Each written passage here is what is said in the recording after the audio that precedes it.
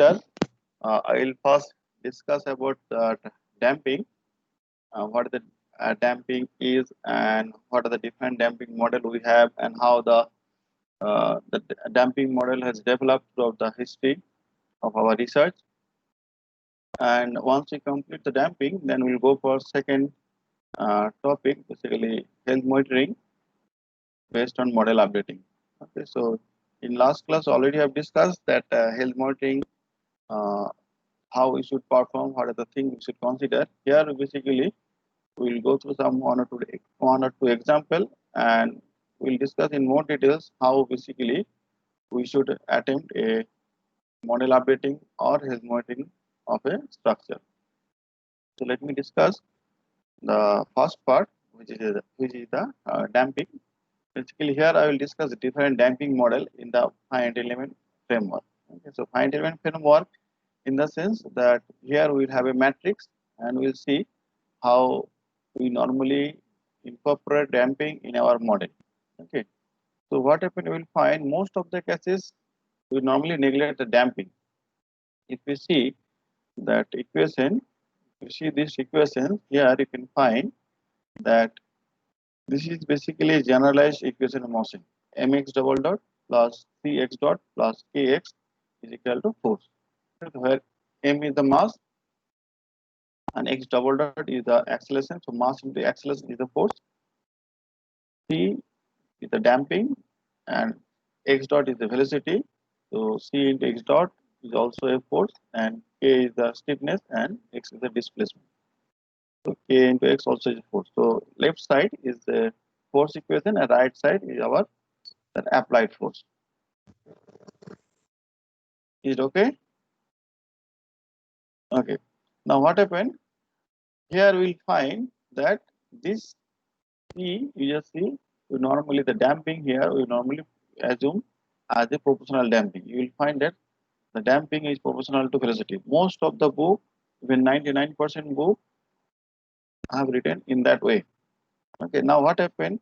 Still we don't know that how that damping is proportional to the velocity. There is some proof, some assumptions that will assume that C is a proportional to velocity, and if we assume C is proportional to velocity, then what will happen? This force equation basically fitted very well, and we can equate the damping force in our equations, and we can solve some problem. But still we don't know that how basically damping is occurring, okay, and how, if that damping is not proportional to the velocity, then what will happen? Okay. There are various examples where you will find that damping is not proportional to the velocity. There you cannot write C into x dot. Okay, so we'll see how the equation will look like if the damping is not proportional to the velocity, and also we'll try to see that if the damping is proportional to velocity, then in what extent the damping we can consider. Okay, so here you will find that next equation here, that C again we are considering A0 into mass and A1 into K. Now here we just see what we are doing.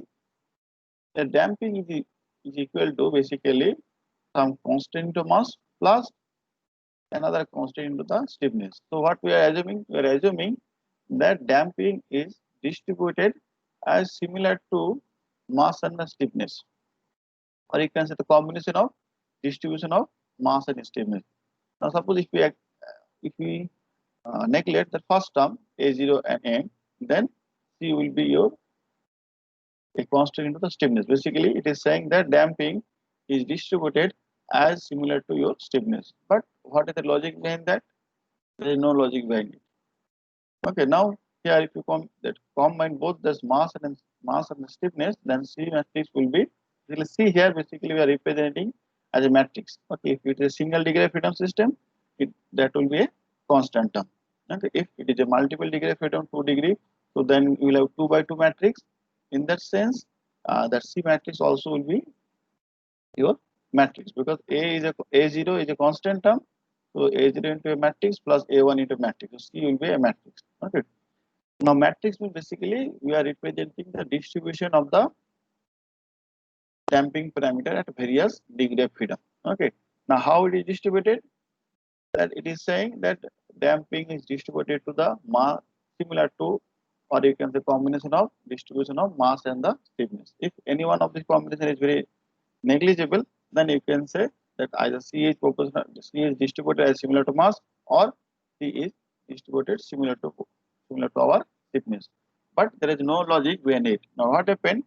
You will observe that this equation was proposed by the Rayleigh. So Rayleigh proposed in nearly 1809, so almost 200 years back.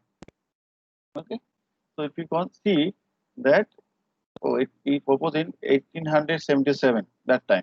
Okay, so basically almost you can see almost 150 200 years back, this equation was proposed by the Rayleigh.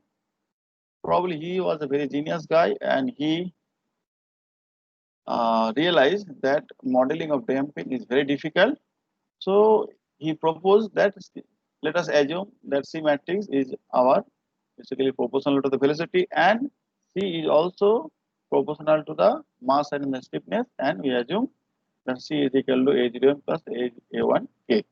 A0 is one constant. That constant will vary depending upon the structure, material, whatever you are using, depending on the boundary conditions. So depending on that, that C matrix will vary. Okay, so now what happened here? Since the Rayleigh was very intelligent guy, and he was realized that damping may not be feasible to model the way we are thinking.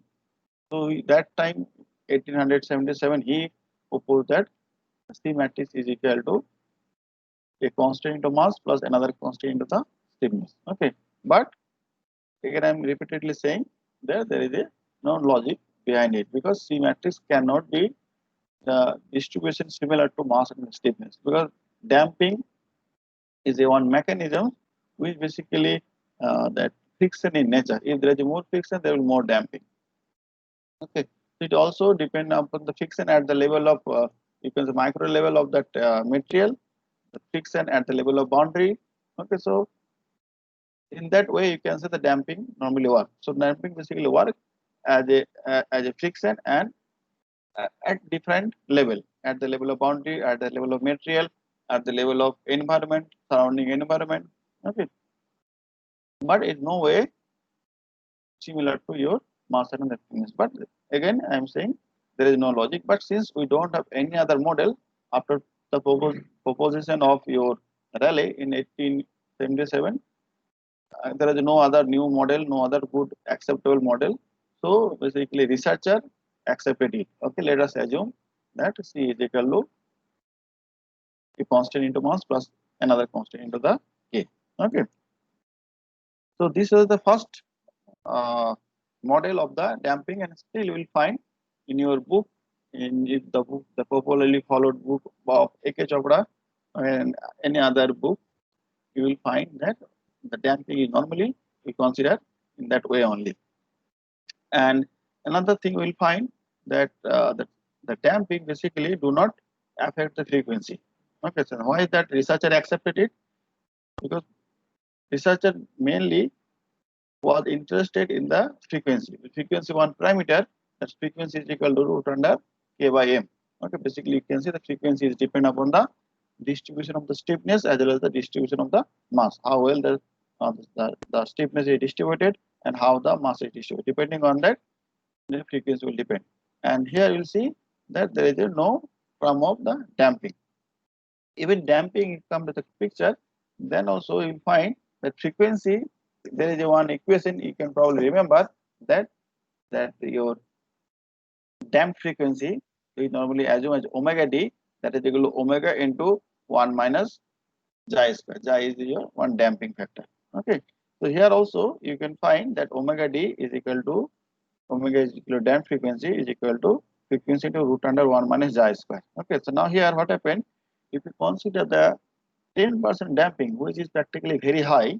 Okay, if we consider 10% damping also, then omega d will also come very close to that our natural frequency. Basically, damping frequency will be very close to our undamped natural frequency. Okay, so since the damping is not influencing the our natural frequency much, okay, so people are accepted. Okay, let us assume that way only. Okay, not what happened if you try to match the response, in the last class the participant asked one question that how we will match that time response.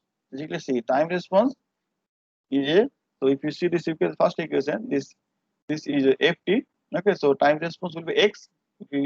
If we are basically measuring the x, if we are capturing the x, basically normally we put accelerometer.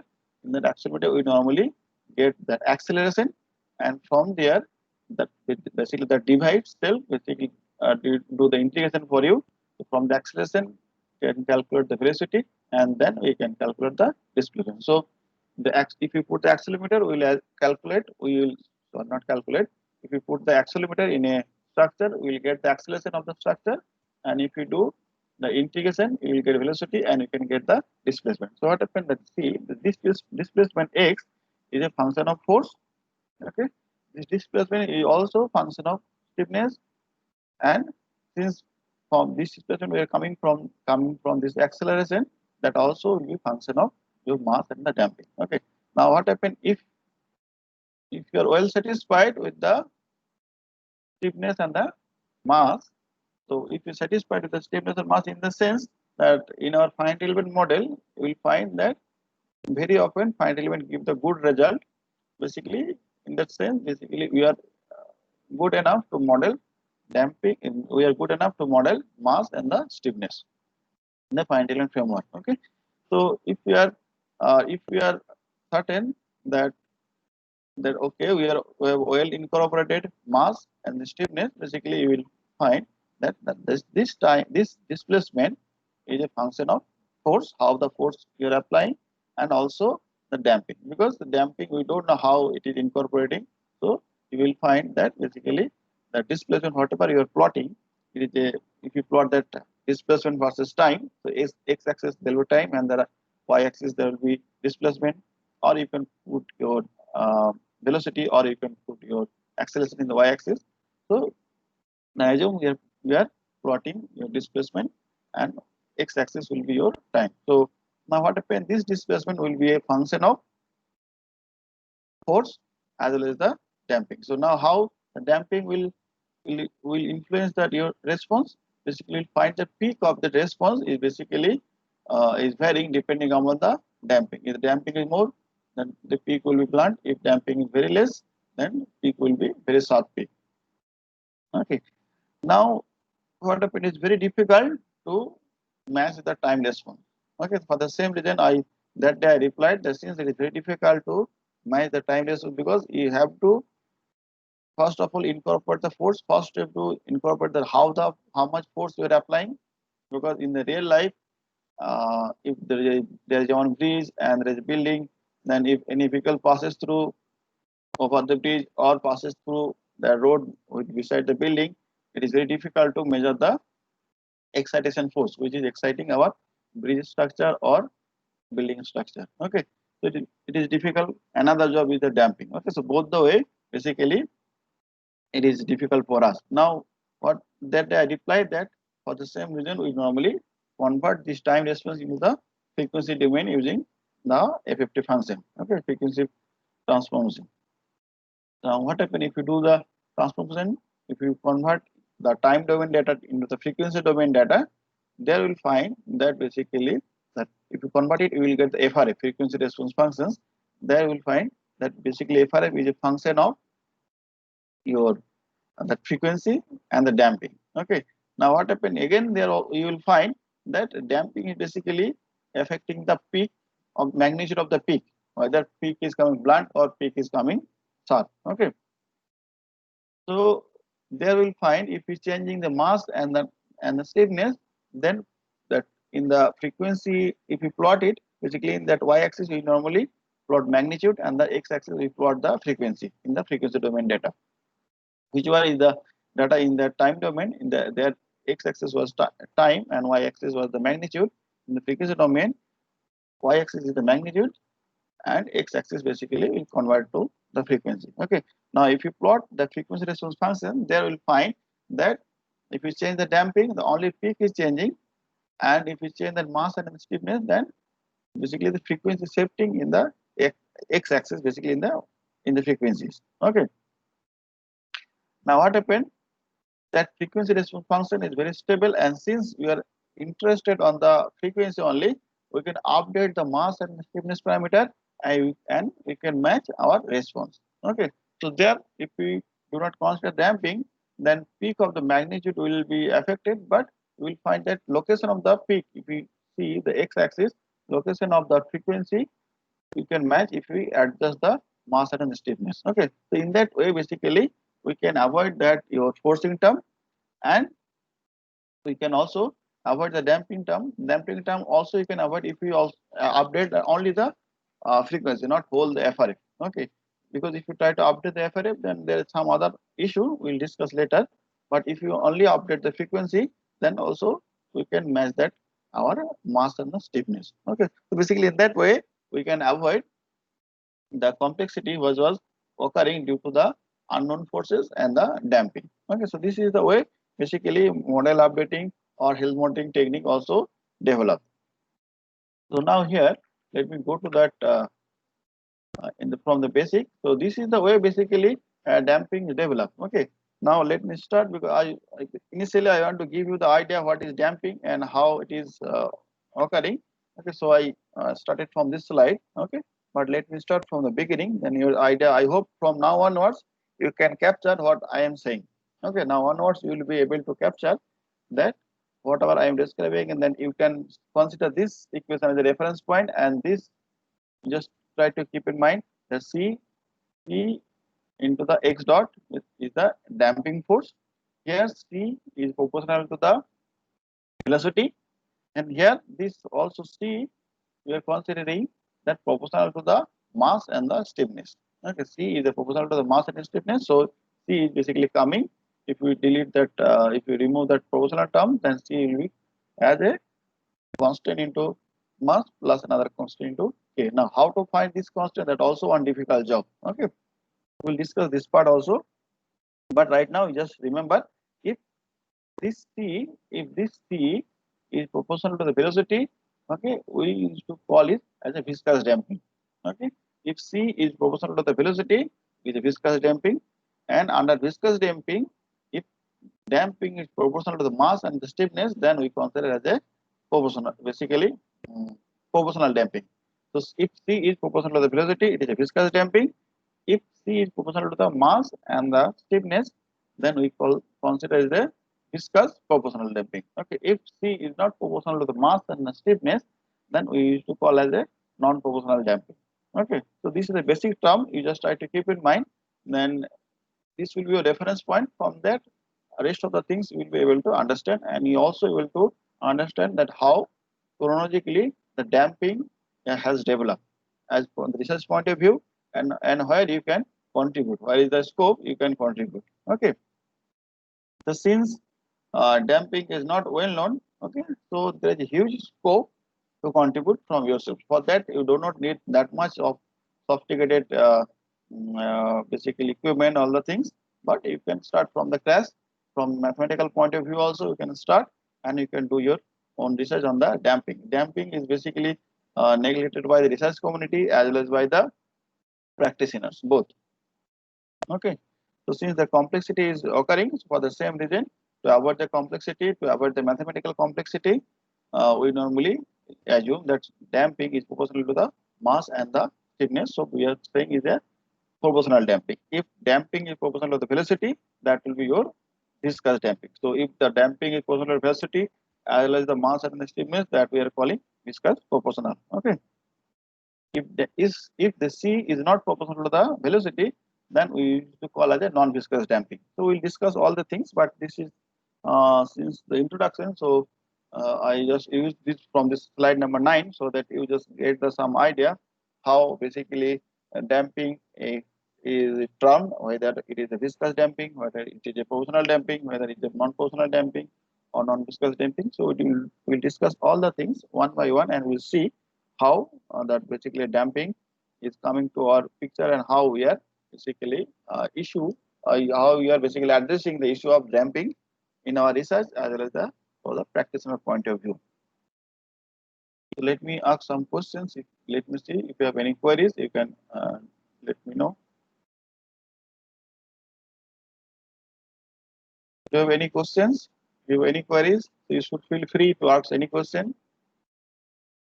Because damping is, I'm saying again, it is neglected by various researchers as well as by the practitioners. So probably you also should have some doubt, but you should clear the idea. Okay, so you can ask any questions because almost 30 minutes over. So after that, I will again start. Abhishek, Anish, Justin, do you have any queries?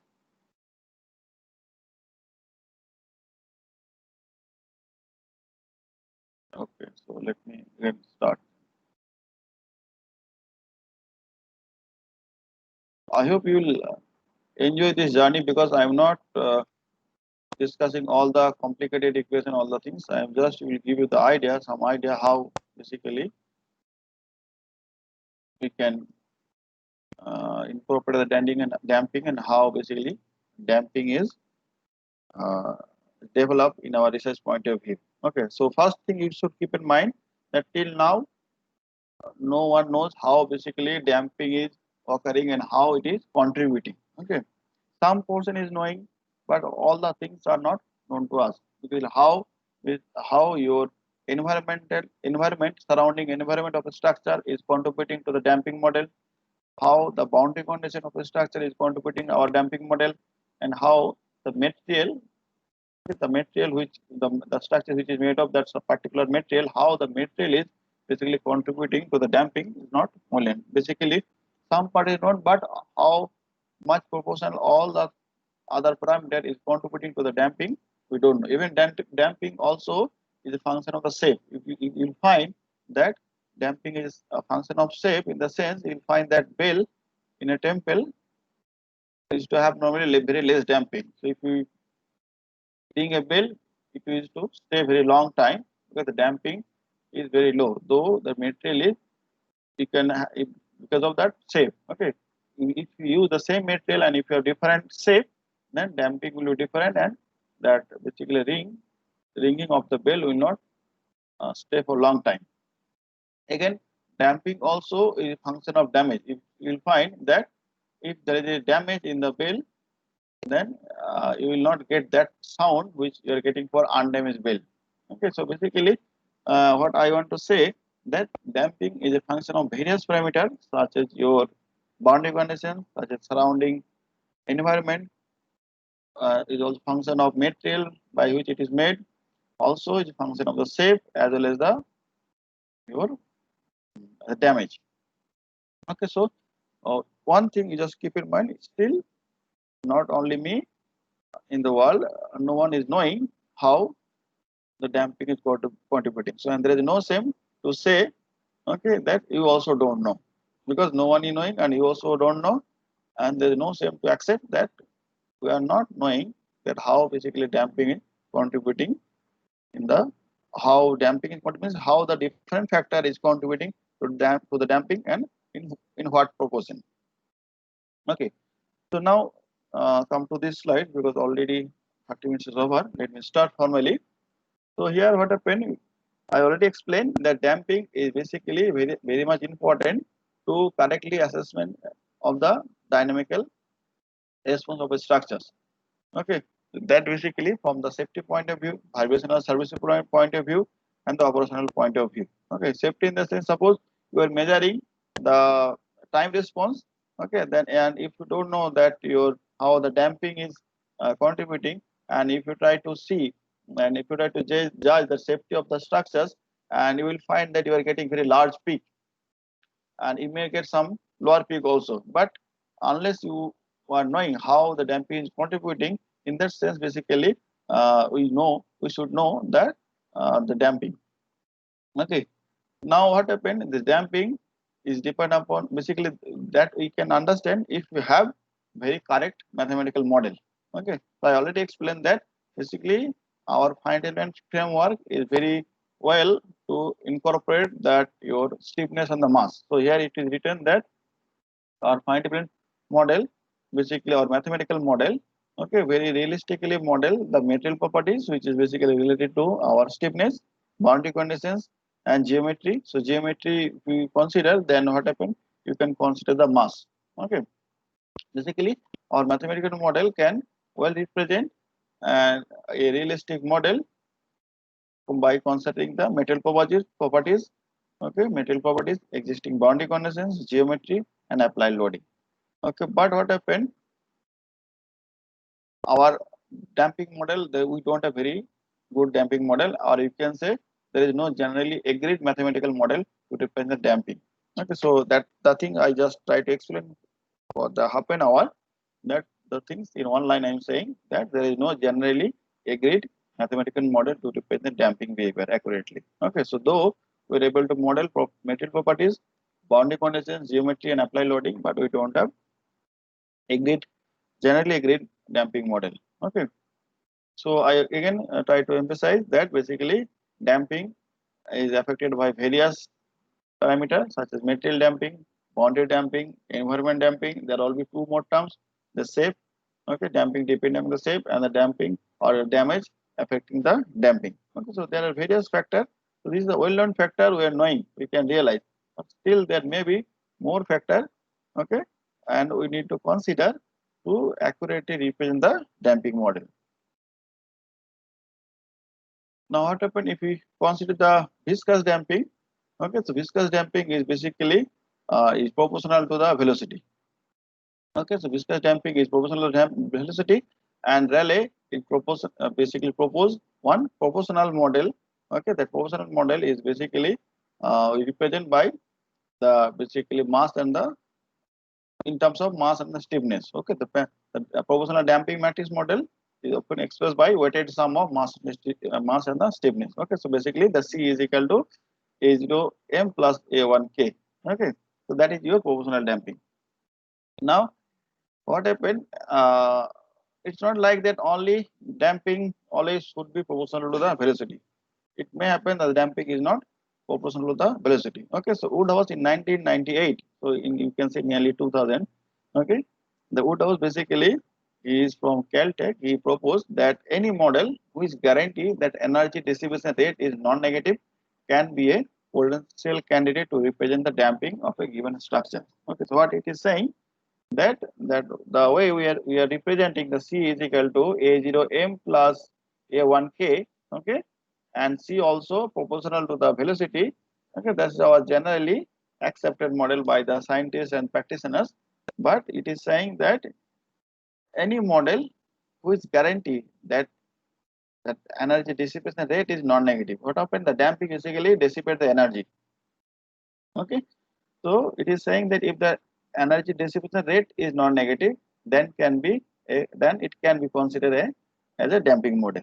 Okay, so it is basically we are saying it is very generalized damping model. Okay, where damping is or the rate or the you can say the energy dissipation rate is non-negative. Okay, so it can be non-proportional damping. It can be non-proportional in the sense damping may not be proportional to the mass and stiffness. Then how we will consider damping may not be proportional to the your velocity. Okay, the C is not proportional to the velocity. Then what happens? C will be C itself may be a function of time. Okay, it may happen. The C is which we assume as a constant because if you see that equation here, that mass into acceleration plus C into velocity plus K into X is equal to force. So mass is a constant term. In the mathematical book also you will find that we normally solve this equation where this m is a constant. Instead of m in mathematical book we may get a, and c is a constant and k also constant. So what happened, mathematical point of view also it become very easy to solve this type of equation. Okay, now what happened, that what Woodhouse is saying in 1988, what he said that the damping we can consider any model if the energy distribution rate is non-negative. Okay, in that case, what happened? C itself may not be a constant term. So, till now, we assume that C is proportional to the velocity. Okay, now if C is not a constant term, C itself may become a function of time. Then how we will consider all the things? Okay, so we'll see if it is like that. Then we normally term it as a non-viscous damping since it is not proportional to the velocity and it's not also a constant term. Okay, so till now we have discussed that that your viscous damping, and under viscous there will be proportional damping, and damping can be non-viscous, and under viscous this, the damping can be proportional as well as the non-proportional. Okay, so we'll discuss one by one. This is the overall the classification, or you can say different acceptable model for the damping. So I've written it as damping matrix, but you can write as a damping. Damping, it can be viscous, non-viscous, under viscous, then can be proportional and non-proportional. In the proportional, there is a Rayleigh damping and generalized damping. We normally term as a Foggy and Cayley damping. Okay. So basically here the proportional damping, under this there is a Rayleigh damping, and Rayleigh damping basically you will get only two terms, that damping is equal to A0M plus A1K. Okay, now if you consider the higher order term, okay, if you want to consider the higher order term, that basically will be called as a Foggy and Cayley damping. Okay, now what happened if we want to find that? So here also there is a difficulty, that what I say, that if we consider that the proportional damping, that C is equal to A0M plus A1K. Okay, now what will be the value of A0 and A1, because that is constant term. How will find that constant term? That also a difficult job to find. Okay, so what happened? Commonly used formula for to find an A0 and A1 using this formula. That is your modal damping value. Okay, that is equal to half of A0 into omega I plus A1 into omega I. Okay, now what happened? If it is a Foggy, and this equation is for the Rayleigh damping. Now if you consider the Foggy Rayleigh damping, what will happen here? You will get some higher order term. So A0 by omega I plus A1 omega I plus there will be A2 omega I square, something like that, it will go on. Okay. Now if you consider the higher terms, that we normally call as a Foggy Cayley damping, if we restrict it to only two parameter A0 and A1, then it will be called as a Rayleigh damping. Now what happened here?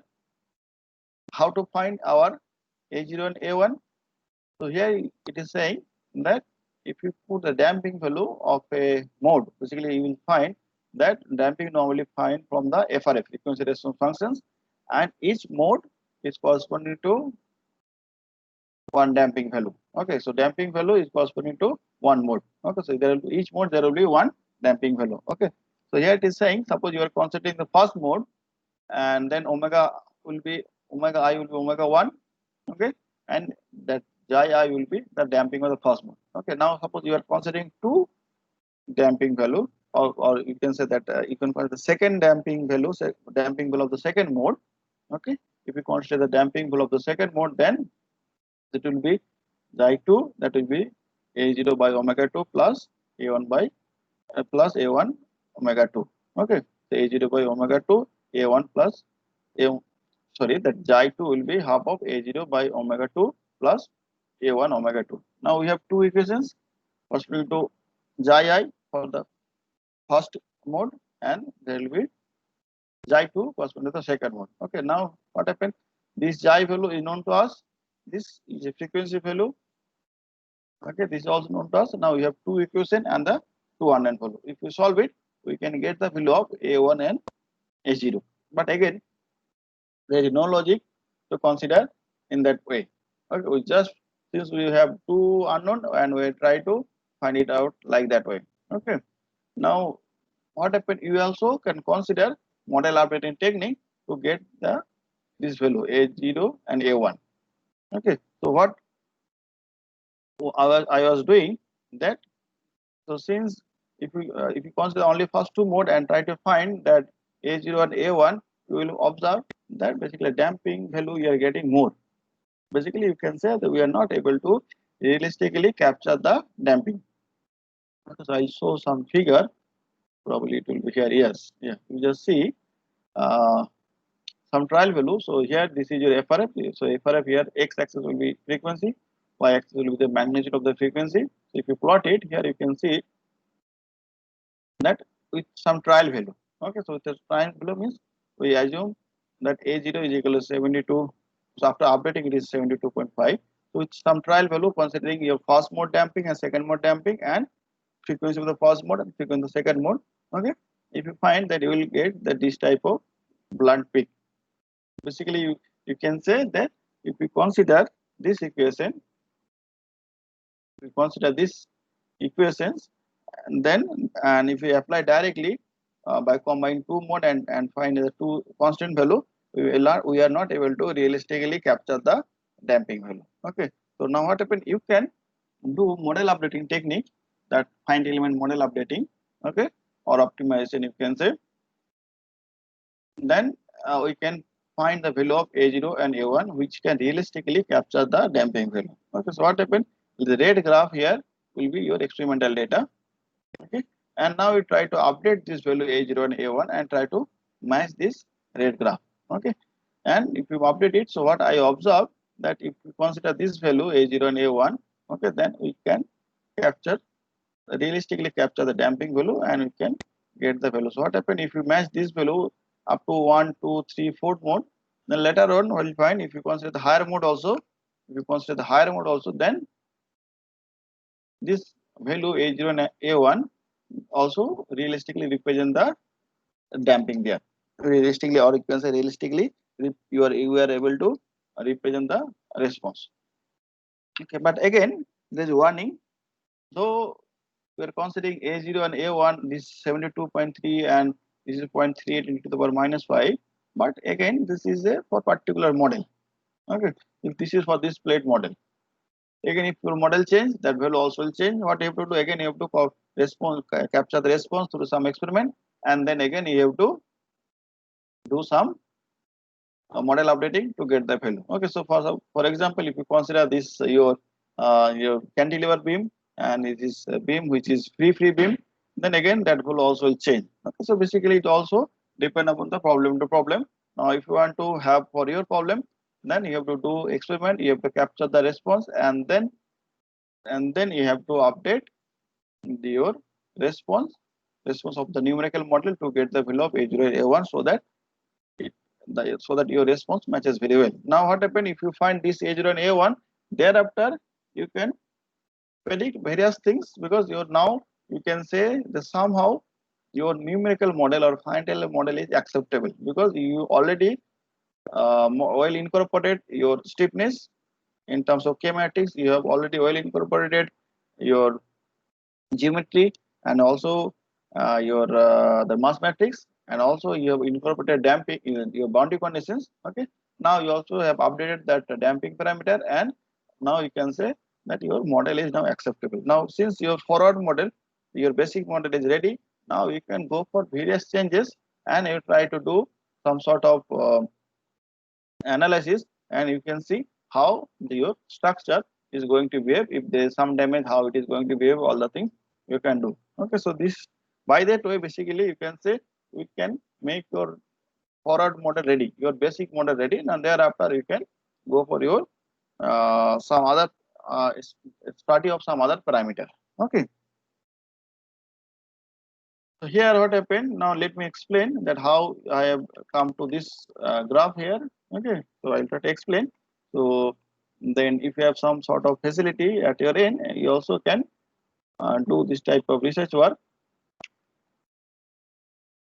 So here you just see, this is a mathematical formulations, how basically we are minimizing our basically experimental data and numerical data.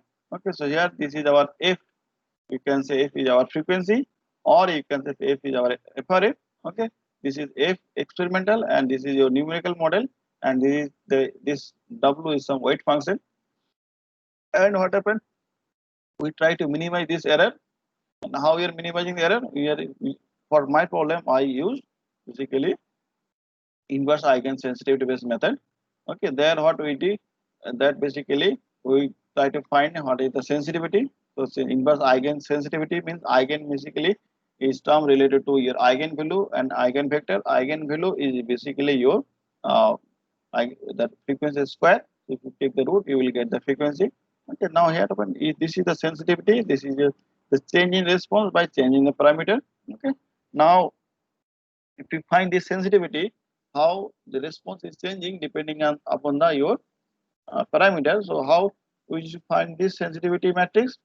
here normally we keep some small changes, very small changes in the parameter, okay, delta amount changes, and we try to find that how the response is changing. So now from there, if you find that how the response is changing depending on the small changes in the parameter, okay, and we can find the sensitivity. Okay, for if you have multiple parameter, and then we can write it as a one column, and then if you have one column, second column, third column like that, first column, second column, third column like that, you will have a matrix. Okay, now if you know what is the sensitivity matrix and what are the real changes you did, then from there you can find this how much changes is coming in the response. From there we can update it. So now this is that our basically your flow chart, how basically we do. So here you need to understand that how basically your model updating technique work. Suppose you want to have a realistic model updating technique, okay, in that case you have to do in that way only. So first you have to conduct some experiment. Okay, here it is our model test. For your case, it can be any other test. Okay, since I am dealing with the damping, we have to do model test. Now, suppose you want to do any other test. In that case, your experimental facility will be different, but you will get some experimental data. So for my case, I got frequency and this phi your mode shape and the FRF. Okay. From the finite element point of view, what you have to do?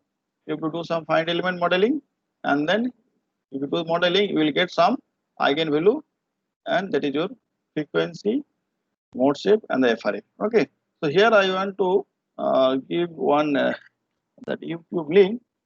You can follow it, and you can see how we can get all these frequencies and your mode shapes from the finite element modeling. Okay. So here you will find. Yes. So you see, actually, I have on YouTube channel. My idea was to give some idea for the beginners so that they can start their research work. So first, you will find here the abacus modeling. I have make it by part by part. Okay. So suppose you have that abacus software at your institute. Okay. Then you can follow this link. Okay, and then you can at least will get the frequency value. Okay, so here you just see part one. If like that, if you follow this, there will be 4-5 parts. It will take only 1 hour to model your mod to basically have your model in the abacus. Okay, so if you follow this part one, part two, each model is basically of 5 minutes. You can say 5 minutes, 5 minutes, 5 minutes like that. So basically, there will be probably 5 to 6 for one program.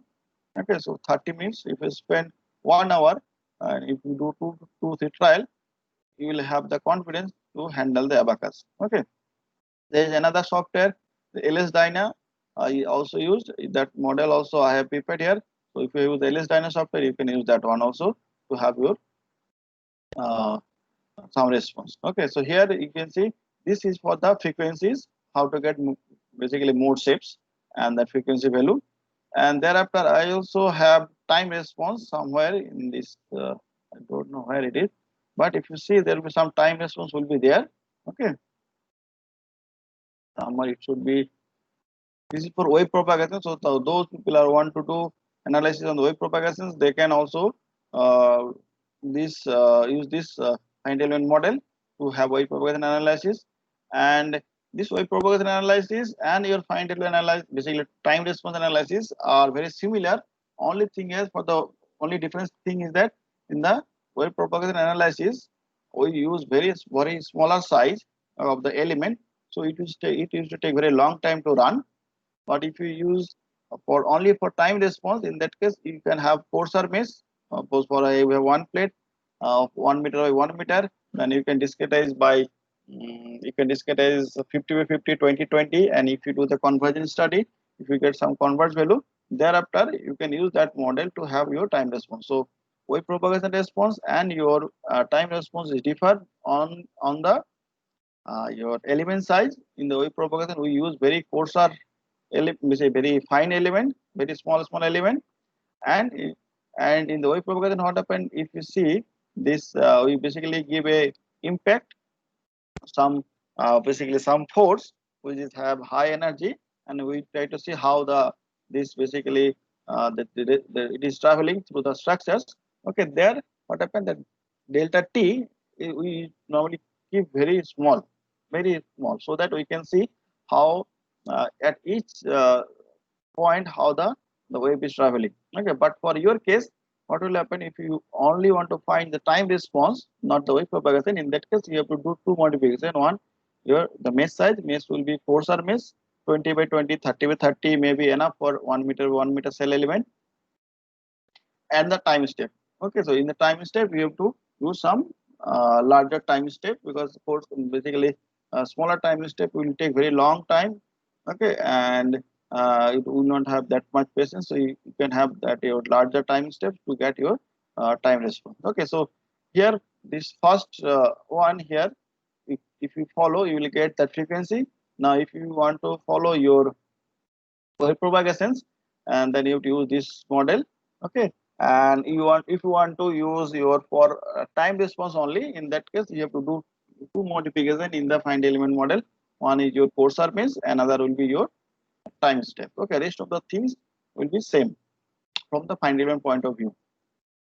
Okay, so if you want to do start your research, you can use this link to carry out your research. For the beginner, those are master student, or those who don't have much knowledge about the frequency, all the things, they can start from this point.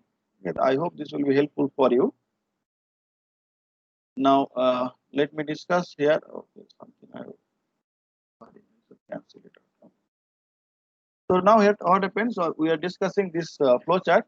So you have to do some sort of experiment.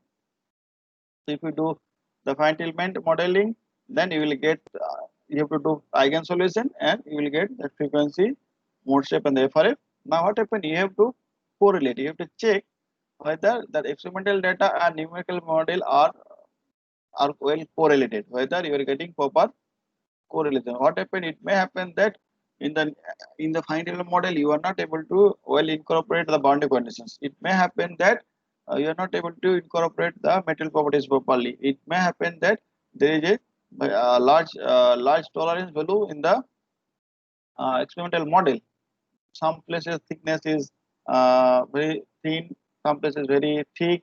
Okay, so there is a large variation in the thickness itself in the experimental model, and if you are not incorporating that your final model, then in that case you may not have good correlation. Okay, so here you have to check first that whether your experimental result and numerical model are well incorporated or not. Okay, if we find okay it is well incorporated, then you can go for updating. Okay, incorporate in the sense you have to match that shape, at least shape of the mode shapes. Okay, frequency may not match, but mode shape will match. Or mode shape basically is a one thing which is corresponding to one mode. Okay, if mode shape basically you will find that the frequency is directly function of mass and stiffness. Mode shape is also function, but in not in that extent, you can say. Okay, if you take that curvature of the mode, you can get that peak, but in other sense, if your properties varies very slightly, okay, in that case we will find that mode shape is not changing, shape of that mode is not changing much. Okay, it can have different frequency. Okay, but your mode shape will be same. So what happened, how to judge? So I just say that it should be well uh, basically correlated. Okay, you have to check the correlation. So how to check the correlations?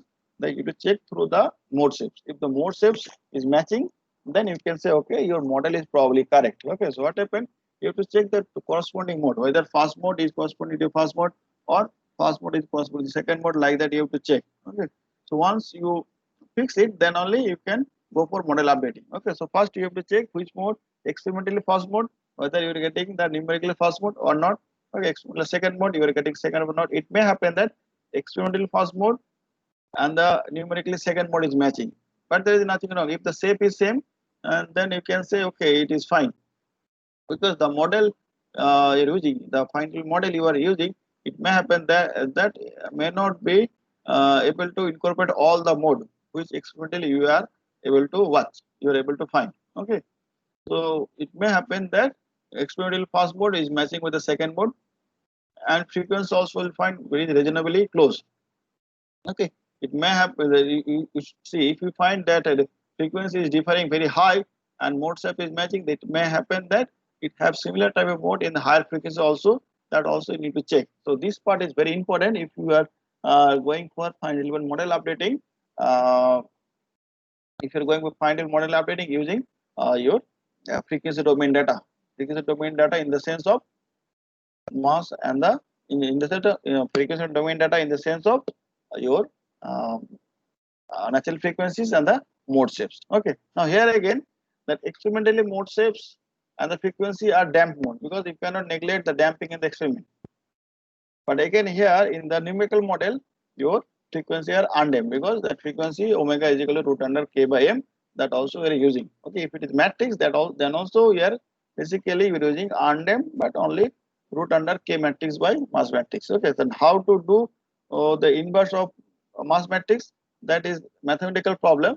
Okay, you can also learn, but if you don't want to learn how all the things are doing, you can directly use your software to get it. Okay, so here the red one is basically experimental mode shapes, which is corresponding to your damp mode shapes, and this one black one is corresponding to the numerical model or finite element model, which is corresponding to the undamped. Okay.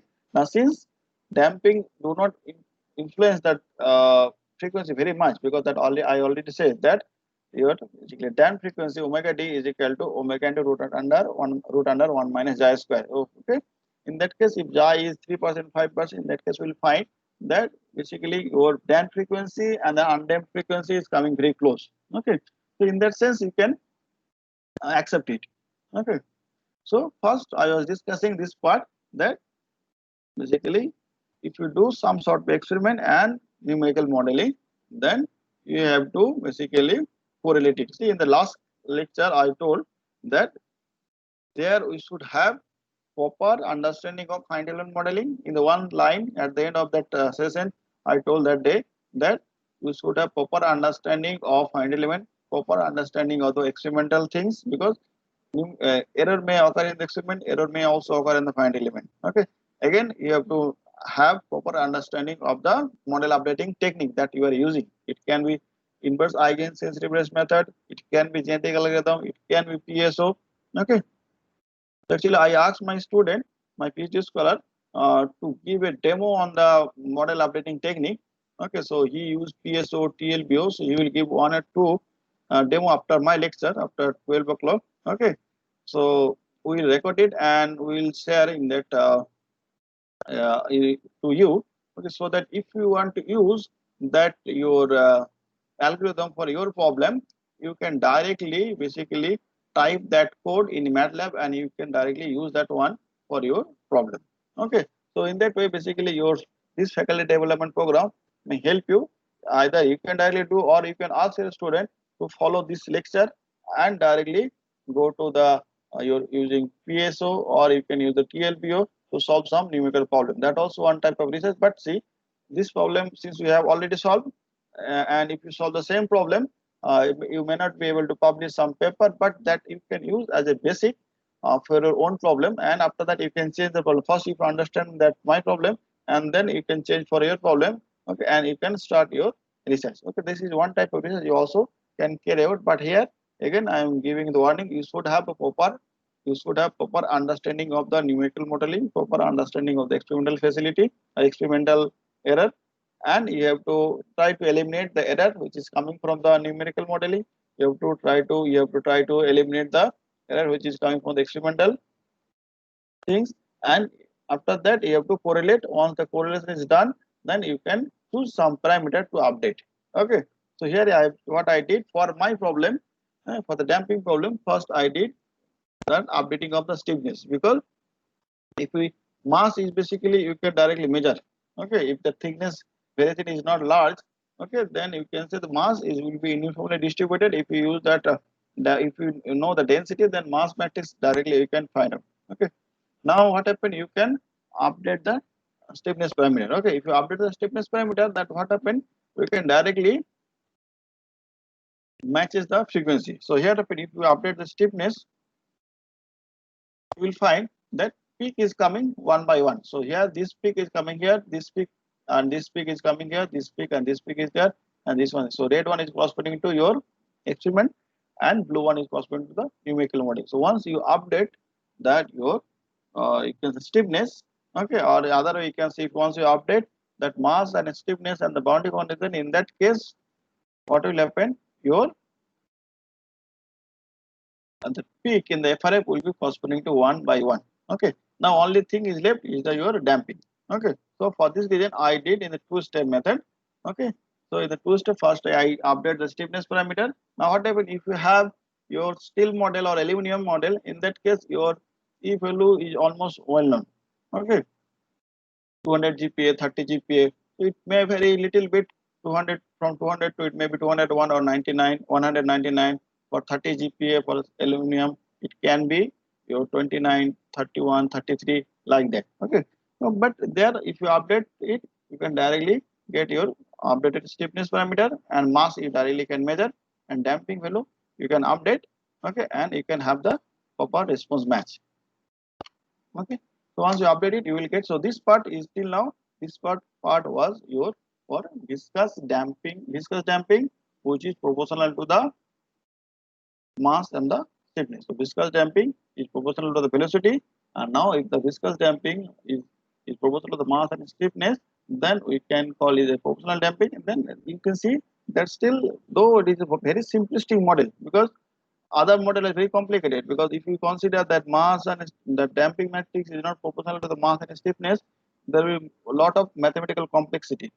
Now again, if you consider non-viscous damping, that will be too much complex. Okay, so here also you just see if the viscous proportional damping is very simplistic model, then also there is something where you can contribute.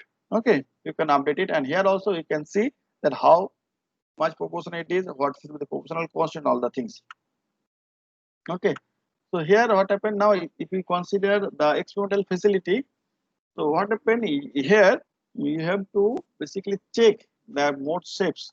Okay, now there is some discrepancy between the numerical model and the experimental model. The discrepancy in the sense, what happened in the experiment, you cannot measure, in the experiment you cannot measure all the point. In the experimental facility, if you want to measure all the point, and then it will be very time consuming and very pathetic for you, very it will be very difficult for you to consider all the location. Okay, so in the experiment what we used to do, we used to select some point and we want to have some response, and we try to match it. Okay, now what happened in the numerical model, if you discourage it, you can have response at various point. Okay, now how to match, because there will be some discrepancy in the location. So suppose you are measuring in the experiment in this point, in the experiment you are measuring in this point, and then your numerical model also should refer that you are measuring this point only. Otherwise, your FRF response will be different. If you are experiment, you are measuring this point in the experiment. If you are measuring this point, then in the numerical model also you should represent that you are referring to the particular point, and that location also should match. Suppose you are measuring here in the numerical modeling, but in the FRF, in the experiment you are measuring here, somewhere here. If the location is differ a very large extent, then you will find that your response also is differing. Then you will not be able to judge that why the difference is coming. Whether difference is coming from the mental point of view, or difference is coming due to boundary, or from the mass, or you just randomly selected one point and try to match. So what happened? Your location for the numerical model as well as for the experimental model should be 1 to 1. That can be sorted out through the proper discretization. Okay, suppose I have discretized it 1, 2, 3, 4, 5, 6 part. Okay, then what happened in that numerical model also you should discretize in such a way that this location and this location is coming 1 to 1. Okay, here inside in the numerical model you can have 1, 2, 3 element inside here, 1, 2, 3, but here you will find that if you discretize in that way, your numerical model and your experimental model is matching 1 to 1. Okay, you have to do in that way only. Okay, so since I have used composite plate, what happened here, uh, we have to see that what are the parameters are sensitive for the frequency. Okay, so you will find that what we observed that time, that all the parameters are not sensitive enough. Okay, so if you consider the composite, so basically composite is anisotropic in nature. Okay, so in that case you will have x value in the x direction is different, E value in the y direction is different, E value in the z direction is different. Okay, so ex, ey, ez, gxy, the share modulus value, gyz, gxz. Okay, and there will be one more parameter, that is Poisson effect in that xy plane, Poisson effect in the yz plane, in the xz plane. All will be different ideally. Okay, so what happened here? You have to do some sensitivity analysis, because you have to see here what I written here. You have to update this stiffness parameter. Okay, update the stiffness parameter. Basically, stiffness is coming from the our E value. Okay, so what happened?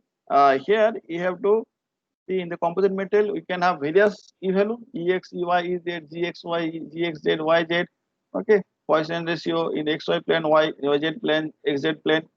For your problem, a parameter will be different, may be different. If you're not solving this problem, then your problem, your parameter will be different. There, what happened? You have to first judge that whether all the parameters are really effective to update, or we can reduce the number of parameters, because the model update technique is very attractive, appealing, but there also you have to see that whether you can update all the parameters or not. If number of parameter is increasing, then your updating model will basically may fail. Okay, so there what happened? You have to choose that parameter which is basically affecting your response very much. Okay, for this case, what happened? What I observed, if the plate thickness is very small, if the thickness is not that much large, in that case, basically in plane parameter, which is basically ex, uy, gx, basically ex basically young modulus in the x, then young modulus in the y direction, gx, and that Poisson is very less sensitive, but only ex, uy, ez are sensitive. Okay, now for your case, for your model,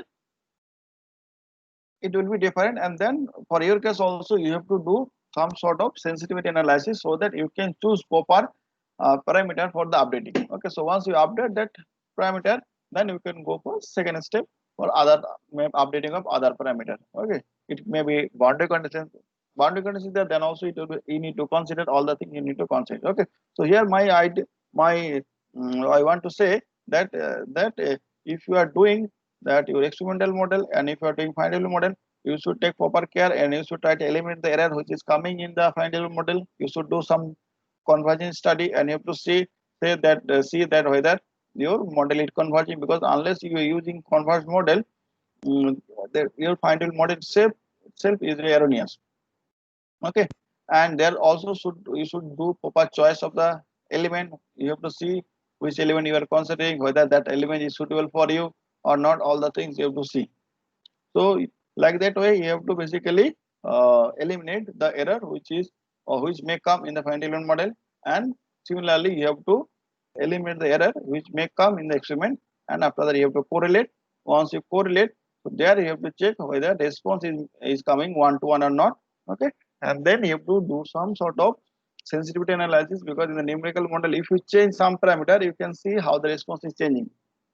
Okay, so sensitivity analysis you cannot do in the experiment. Sensitivity analysis you can do in the numerical model, and for that reason you need to have a correct model, correct numerical model. Okay, so there what happen, if you change some parameter, and you can check whether response is basically changing much or not. Once if you find, okay, only this out of 10 parameter, only this response is basically influencing your this parameter is basically influencing your response very much. Okay, so out of 10 parameter, you can, if you are able to find out that only these are the parameter are there which is influencing your response, then you can reduce the parameter, and if you reduce the parameter, your final model updating technique will give some correct result. Okay, if you include insensitive parameter, in that case what happens, that insensitive parameter will lead to the some other location, some other updated value which is very erroneous for you. Okay, which may not actually physically representable for your problem.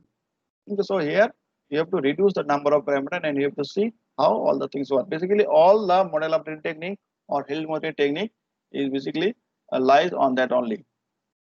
First, your basically experimental facility, you have to eliminate the error, and the numerical model you have to eliminate the error, and then you have to correlate it, and then you have to see that how the parameter is influencing the response. In that case, you have to do some numerical model, and you have to check whether your parameter are influencing or not. If you see that okay, only few parameter are influencing a response, you take that parameter and you go for model updating, and after updating you can have some realistic updated parameter. Okay, unless you do that model updating, unless you do that updating of realistic parameter, if you consider okay, my professor told me that you update all the parameter and you did all updating all the parameter, you may lead to a some position where that updated parameter may not be physically representable. Okay, suppose you are knowing that E value of still is 200 GPa. Okay, and you consider the rho, and rho basically your density parameter as well as the stiffness parameter E. Okay, so now if you try to update the frequency, okay, so what happened? The frequency is, you know, that root under k by m, and at the one time you are trying to updating the frequency, and your parameter is rho and the basically density as the and the stiffness. Okay, since that frequency is almost equally dependent on the stiffness as well as the mass, and if you try to update both the parameter by updating the frequency, you may lead to the combination of updated p value and updated rho value in such a extent that both are not basically representable. You may get that okay, density is coming in that range and stiffness is coming in that range, that which is not basically suitable for steel. Okay, in that way you can check that. You also can check your numerical modeling. Suppose you are using some model updating technique, some model updating technique in the sense PSO, GA, other technique. Okay, you can use simple model and try to see. You can try to update your frequency value with the E and rho value, and you have to see that whether both the parameter are updating properly or not. Okay, if you find okay, if you are using this updating technique for 10 times and you are getting 10 different value of E and 10 different value of density, and none of them are physically representable, then you have to basically it is saying that you have to reduce the number of parameters. So how? So then now you have to check whether which parameter is basically you can physically measure. Okay, because you have to eliminate, you have to reduce the number of parameters. So you have to use your that your sense that how we can reduce. So you may say okay, since density we directly can measure, so there is no need to update the density again. You can go there, you can take the sample and you can just weight it and you can get the density. So you have only E parameter. Now if you update E, you directly get that some realistic value. If you update for 10 times, you will get the idea, okay, in 10 times you almost all the cases you are getting updated value which are physically representable. Okay. So like that way you can check your algorithms also, and in that way also you can lead to your realistic physically meaningful updated parameter. Okay, so in the updated model whatever you may update it, but see if that updated parameter are not physically representable, if we update for steel and you are getting the updated value for aluminum, then you will find that there is something wrong. Okay, so in that way you can check that also is one type of learning whether your algorithm is working properly or not. That way also you can do, and you can check whether all the things are working fine or not, and how we can reduce the parameter, and all the basically in the world whatever the algorithm is there.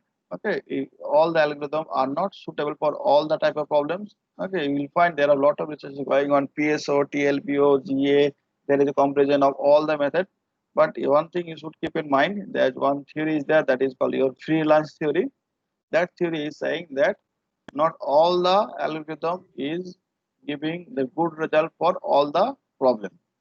Okay, so basically saying that some algorithm may give good result for some problem, some other algorithm may give good result for other problem. Okay, so that research also is going on, but you should avoid it. But you should stick with some algorithm which is acceptable by the world community, and then you can use that algorithm to solve your problem. And then what happen again, you have to reduce the number of parameter. Okay, suppose you have one parameter. If I did, suppose I have one plate here, I have one plate here, and each plate, suppose here there will be 10 parameter, there will be each parameter I have suppose 1 2 3 4 5 6 and 1 2 3 4 5 6.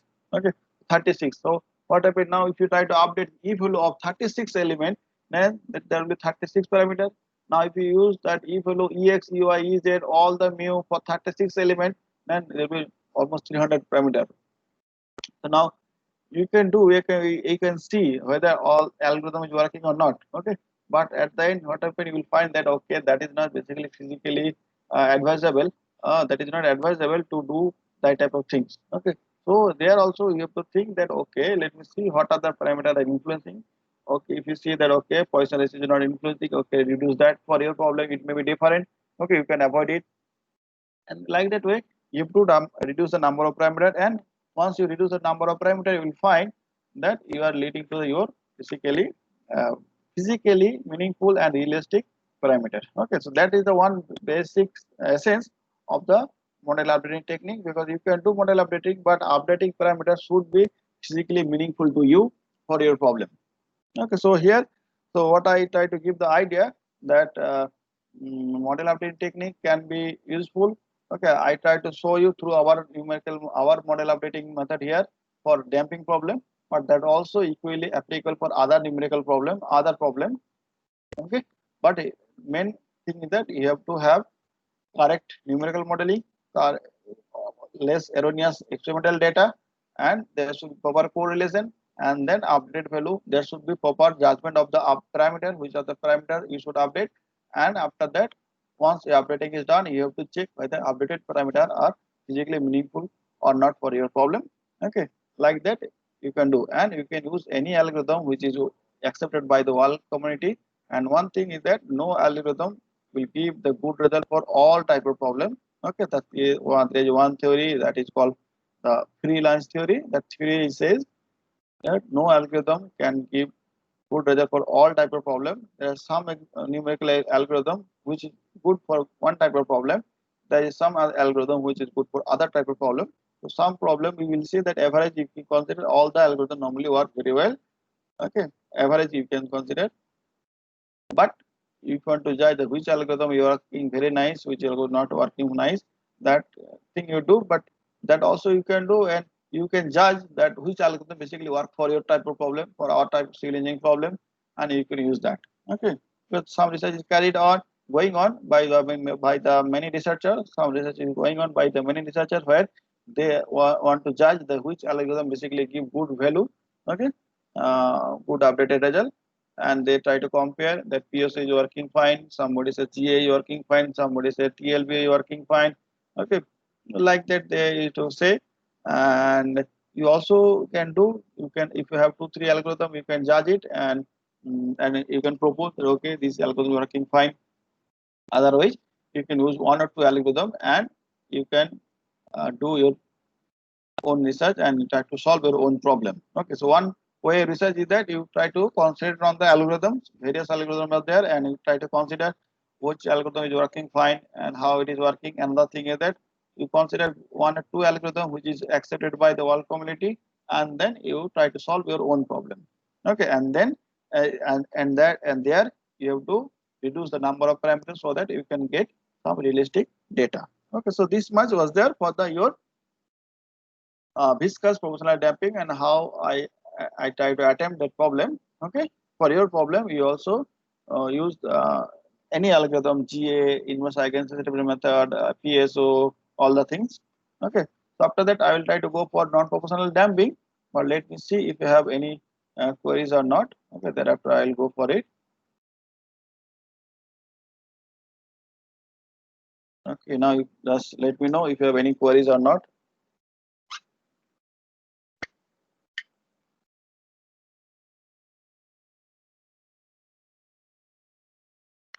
Don't have any queries. Very big surprising thing.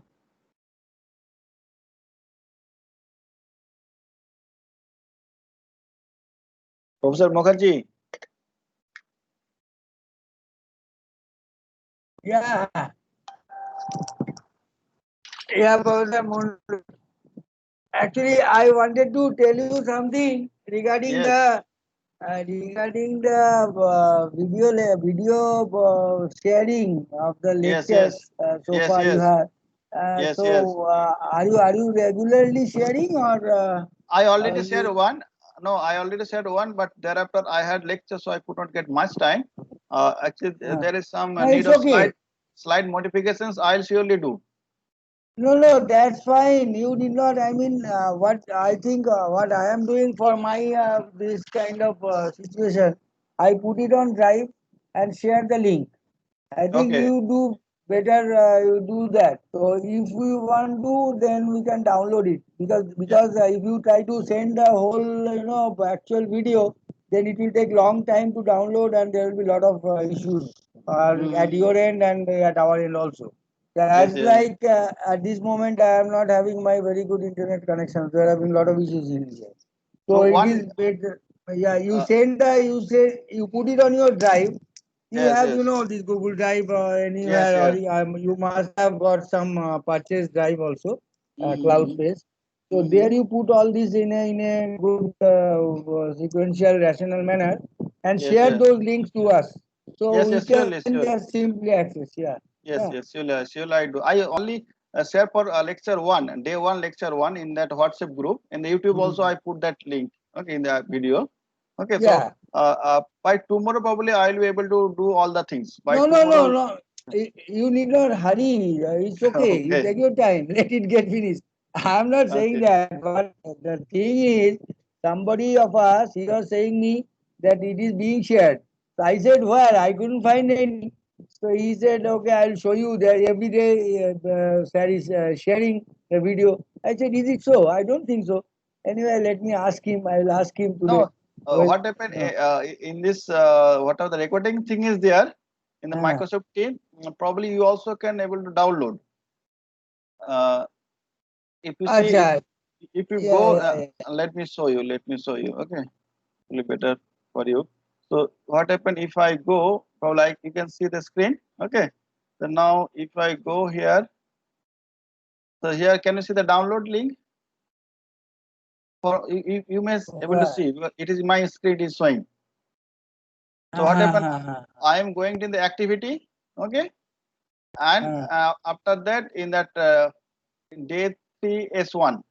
Okay, day 3 S1. If you click there, uh, and you can see that whatever the comment is there, how the participant has yes, commented. yes, Okay, and yes, there is one yes. download link.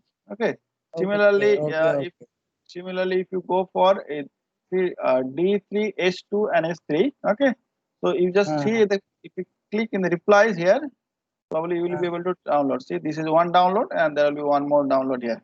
but Okay, but but in my system, let me check. In I'll my just check. system, yeah, I can see all the communications, but I don't find any downloading. Download link. Okay, Yeah. we are downloading. I'll try to share it. Actually, first lecture I'll show you. I'll show you in the YouTube. I did it. Okay. Here you can see uh, Mhm. sorted by newest. Newest. See, day one S1 seismic behavior of analysis. So if you click it here, probably Mhm. 30 participants already viewed this lecture.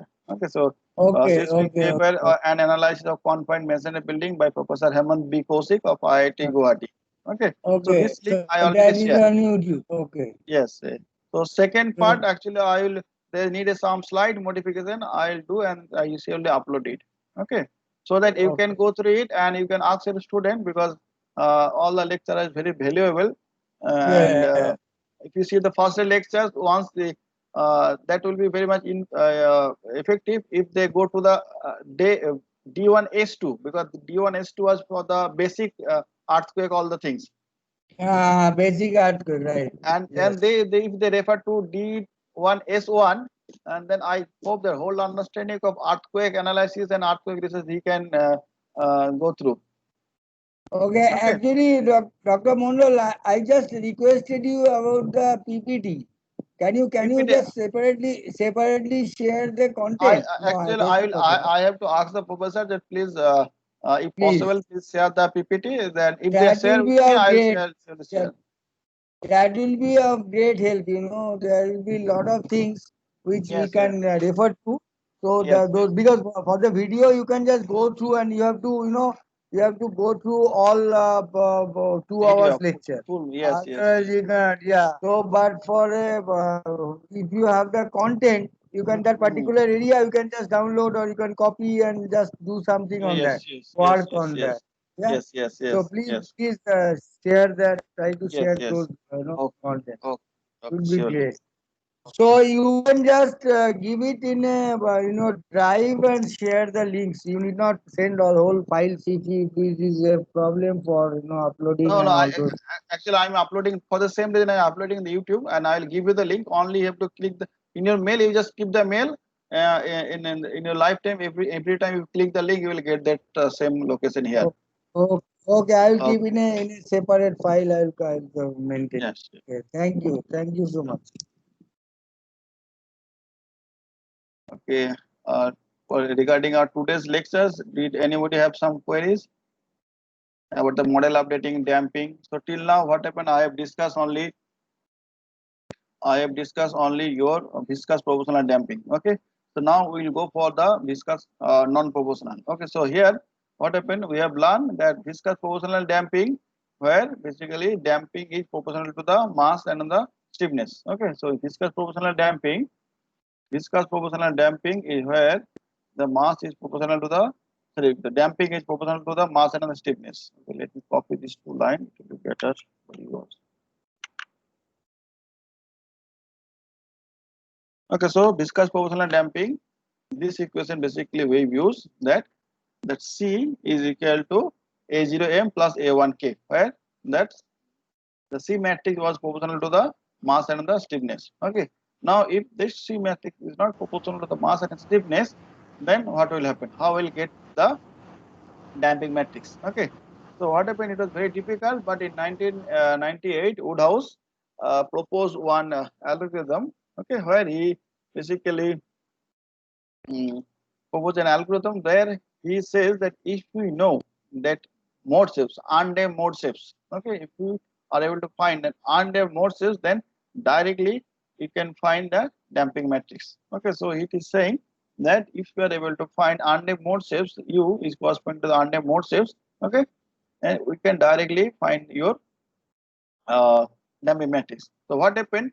Uh, if you are having the non-proportional damping, in that case, basically that your unnamed mode shapes will be complex in nature. Unnamed mode shapes will be very complex in nature. So here you just see, and the frequency will be a complex value. So till now in the viscous damping, what we did that C is equal to H2M plus A1K, and we directly use that our usual equations of the frequency and the mode shapes. Okay, directly represent omega is natural frequency, phi is our mode shapes. But if it is that non-proportional damping, if your damping is not proportional, okay, if that your non-proportional damping, in that case, sorry, if the non-proportional damping, okay, yes. Please share your screen. Oh, sorry.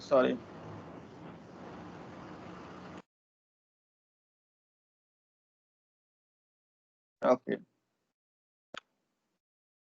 So this thing I was discussing for proportional damping, the C matrix was A0M plus A1K. That is your for our proportional damping. Okay.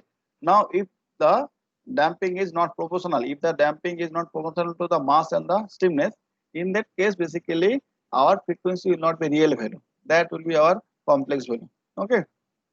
In that case, what happens? Those that our basically generally known frequency value will not be applicable here. Okay, since that your frequency is complex in nature, basically complex valued function now.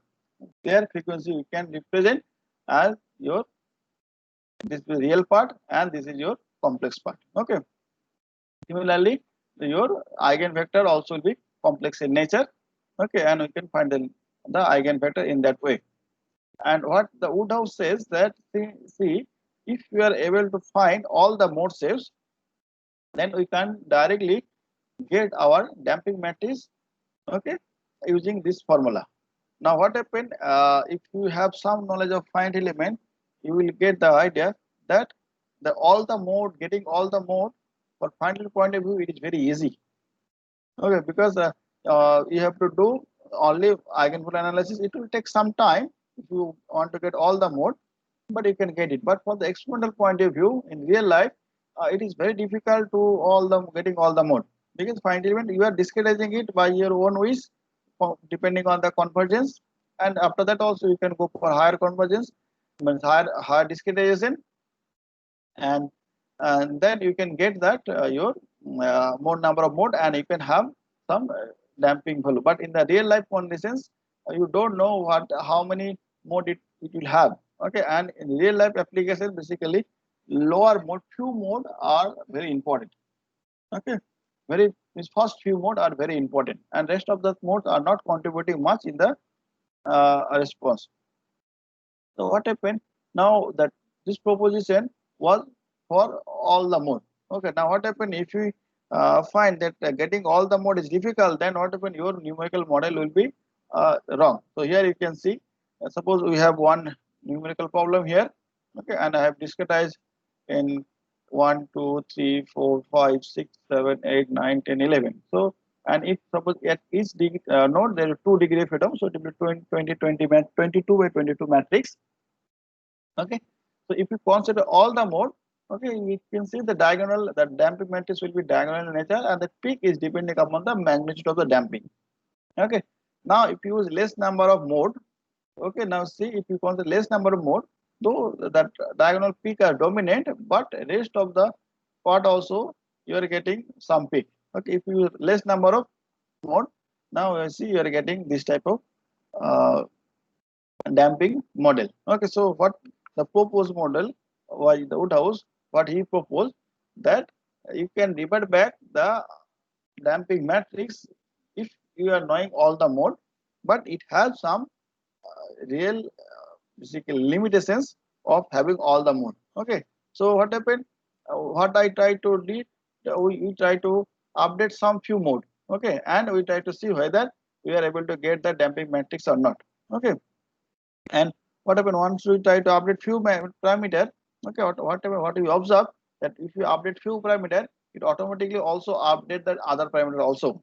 Okay, in that case you will getting that some good convergence. Here we try to see the different initial value and try to see, okay, we are getting the first parameter updating here like that, second parameter also like that. Okay, similarly if you update few parameter, okay, automatically you can update the other parameter. So in that way you can basically you can say that avoid the requirement of having all the mode to get a real damping matrix. So this is your for your non-proportional damping, where that damping matrix is not proportional to the mass and stiffness, and if it is not proportional to the mass and stiffness, then basically damping matrix, depending on that your non-proportional damping matrix, you will have your complex eigenvalue functions, and if it's complex eigenvalue functions, still you can have the damping matrix if you consider all the mode, but getting all the mode is difficult. So what happened, you can update the few modes, whatever mode you can get, and you can see whether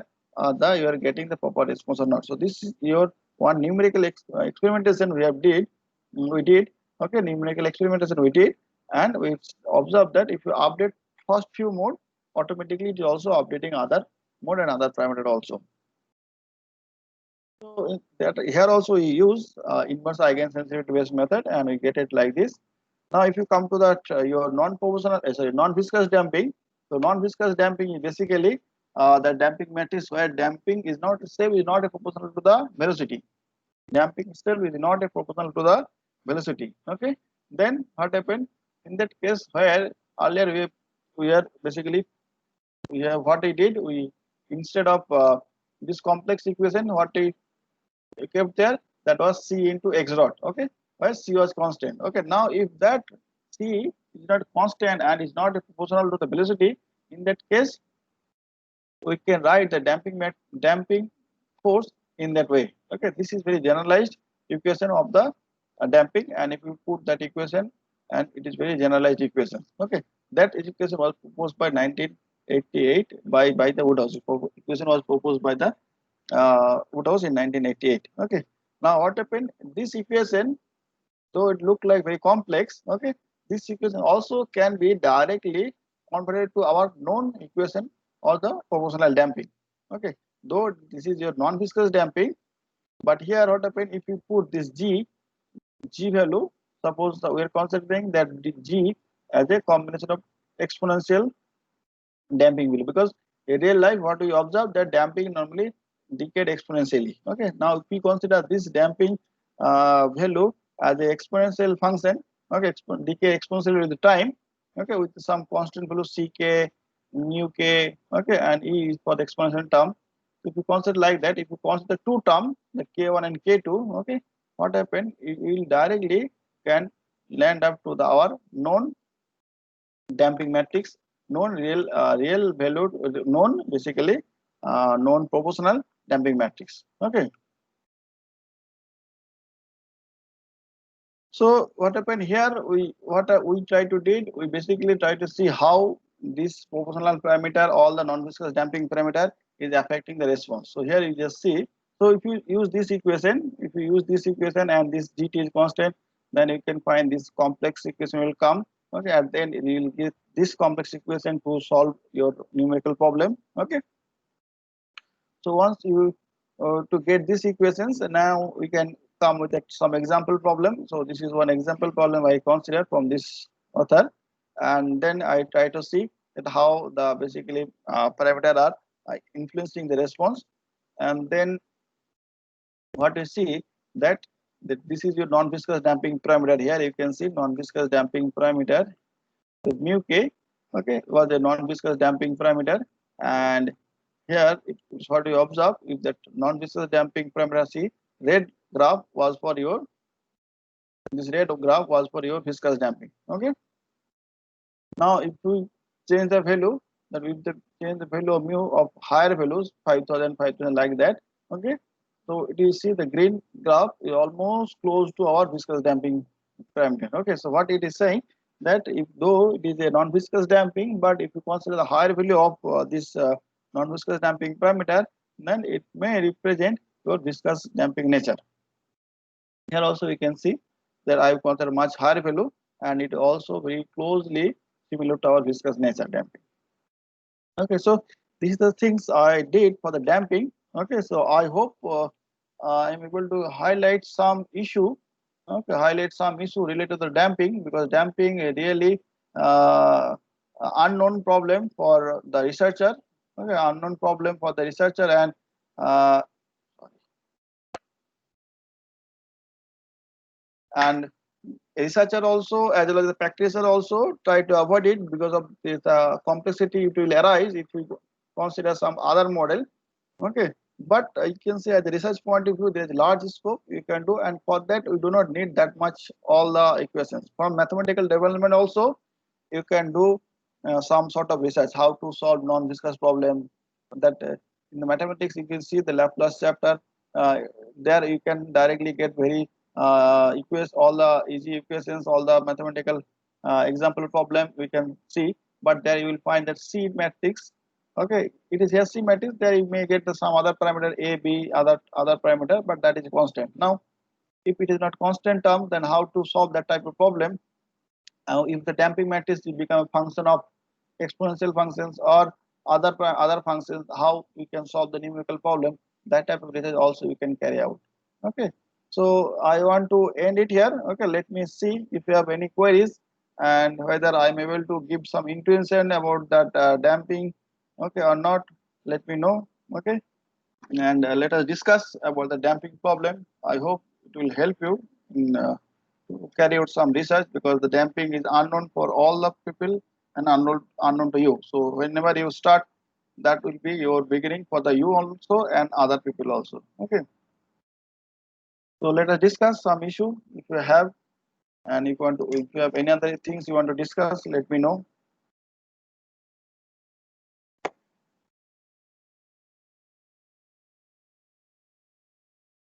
So here I already have one more presentation based on your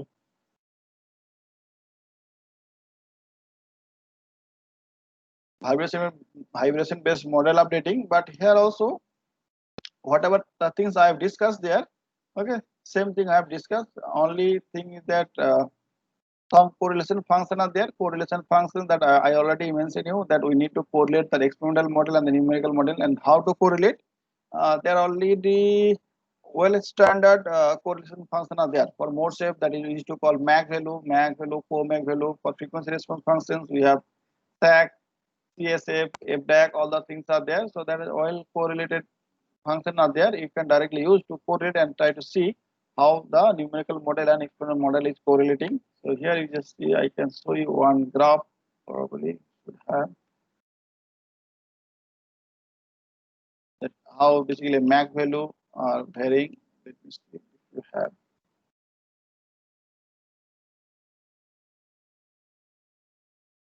Here you can see that MAC value or MAC value. Where is the MAC value? Is there? No, there is no MAC value. Okay.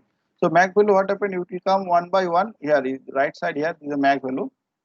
This is your experimental data, and this is findable model data. Okay. So here you can see one by one is matching, two by two matching here, but here four is matching, but this is three is matching. Basically, third mode shape in that your findable model is matching very well with the fourth mode shape, and that matching is almost nearly 100%.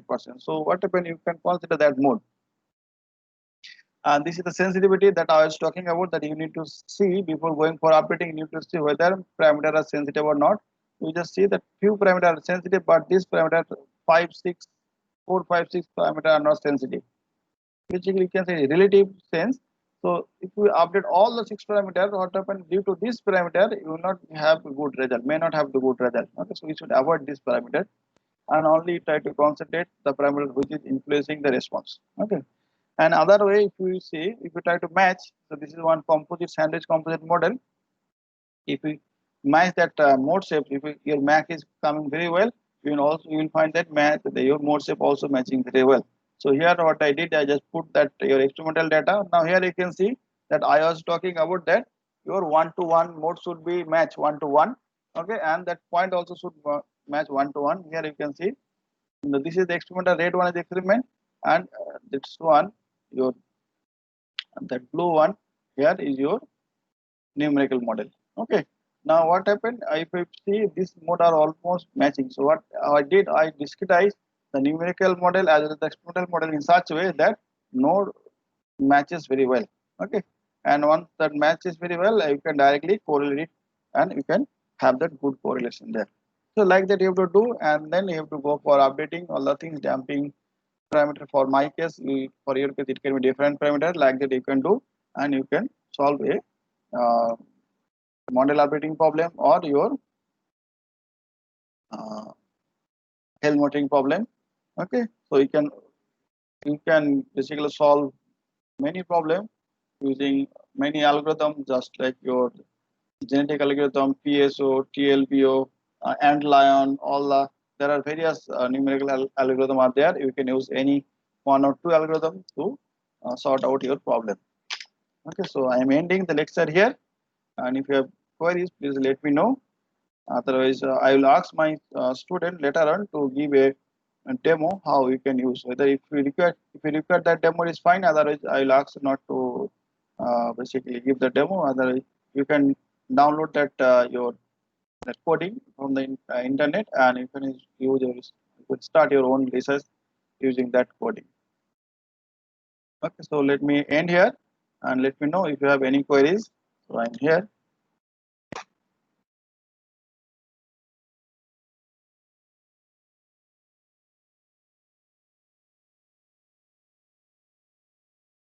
So I'm not getting any queries. There is only good morning message, nothing else.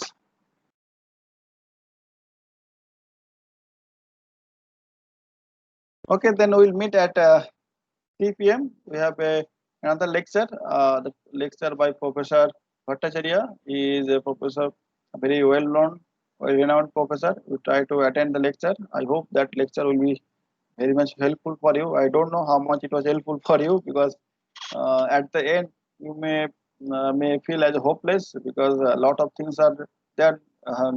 You need to basically issue. Okay, all the things you need to basically uh, address, because only you will go and you will go and will do the research. It is not like that. You have to give some your labor, so that you can judge whether all the things is going correct way or not, because unless you are knowing that all the things are going correct way, numerical modeling, experimental modeling, final model updating algorithm, all the things are working nicely, you may not have the good result. Okay, at that result, whatever result you are getting, may not be physically meaningful. Okay, so you should be careful on that way. At the end, I want to say that sentence only. Okay, so you should have proper understanding of all the three things so that you can have a good physically meaningful updated parameter. I hope I am able to give some knowledge about the damping, because damping is very basically not well known, and you can say is avoided by many researchers throughout the world, but there is a scope for you, and you can attend that term for a research, future research also. Okay. Thank you.